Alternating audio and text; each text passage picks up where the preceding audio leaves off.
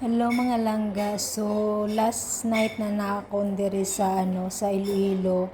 Nag-ano lang kami mga langga, nagbakal lang kami sang akon nga mga pasalubong na ako din ang kakain.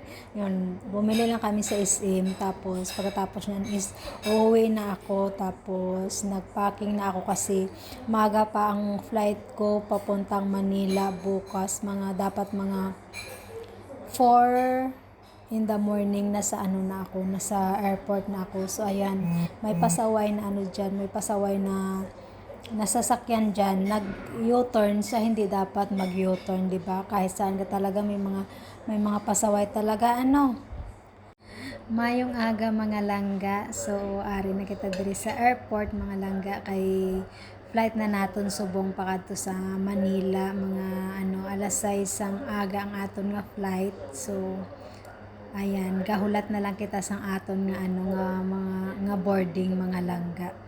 In the still of the night, I think of you.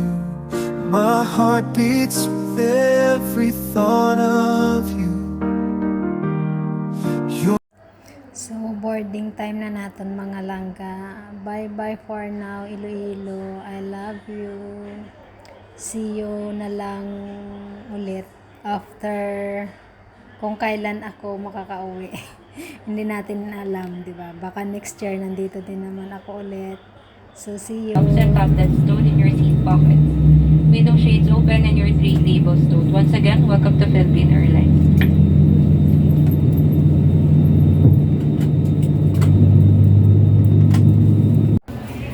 So ayun mga langga, ari na kita nagamot na kita dito sa Manila. So punta tayo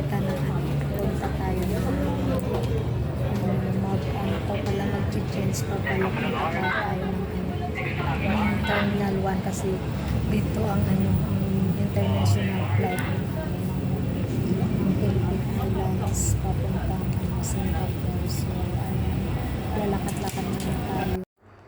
So ayun mga langga, masaka kita dire itry naton kung manamit ang ilang nga lugaw kasi nang damo nakita ko nga nagkadto dire sa mo para man ni sa aton dugay pa man ang akon nga flight mo 5 ti itry ko dire ko mapahuway, kaso pagsulod ko super damo tawo ya.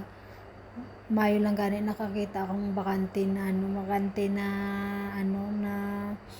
bangko, pero naman pag flight naman nila na naman nang daw bala masulod, tapos magwa na naman ang mga daan na nga ay dugay na gali nga dugay na nga nagkaradto di ginakuan man nila ang flight nila mo.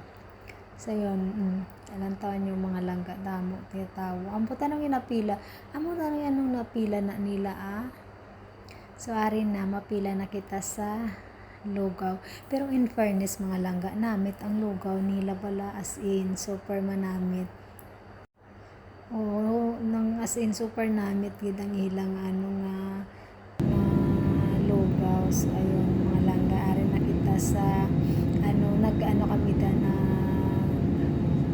kami na nagtulog kami tara kay kung hindi pa bakante yung amon nga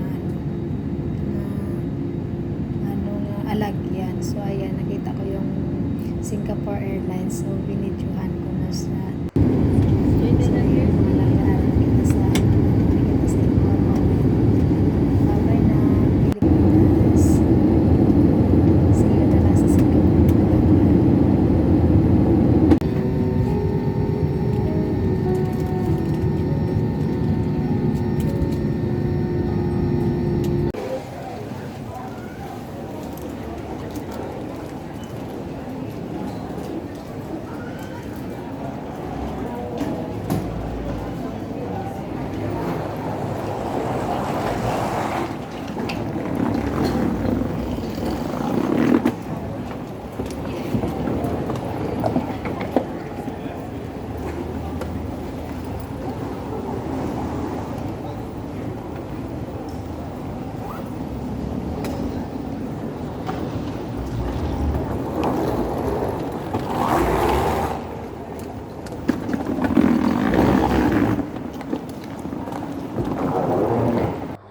So mga langga ari na nag-abot na kita diri sa diri kita sa balay.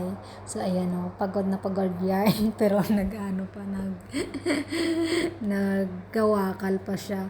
So ayun mga langga, may ako lang sa inyo, may istorya nga pag-abot namon diri di ba usually automatic naman talaga yung ginagamit namon diri sa sa Singapore sa airport. Nang pag-abot namon tingala ko yung iban nga ang iban nga nakauna sa amon. Tapos may dito, may staff dito nga naghambal nga no need passport, no need to scan yung yung passport mo. Tapos nakita ko wala gid man gina-scan, ka lang, tulo ka lang sa camera. As in automatic nagabukas ang gates ang immigration. Ko hala. As in, nunit talaga. So, tapos, nadumduman ko kay nagligad gali, naghambal ang Singapore, government nga, i-try nila nga sa, sa middle sang 2024 nga, hindi na kinanglan magamit sang sang passport. So, di ba napakabilis nila talaga, napaka high-tech nila. So, ayun guys. So, okay na din kasi syempre napaka-smooth ang nunid mo na nga kuha na imo passport, di ba? Biskan gani ang ang mga nauna sa akon kang mga kung nakasabayan ko nga mga Singaporean, tawang-tawa sila, nunid na nunid na yung nunid na scan na muna. So di ba napakabilis. Sana di ba maging ganun din kabilis ang aton Pilipinas nga kahit hindi naman nila malagpasan yung yung Singapore, at least lumalaban sila, di ba? Lumalaban sila kung sa mga improvement, di ba? Kung yung dapat i-improve, sana i-improve nila, di ba? Yun guys, sana lang talaga, sana matupad yung mga sana natin. Parang ganun, di ba? Kasi sabi nila hanggat may buhay may pag-asa. So ayun mga langga, salamat mga langga sa sa panonood. Ingat po tayong lahat. Bye bye guys, thank you so much.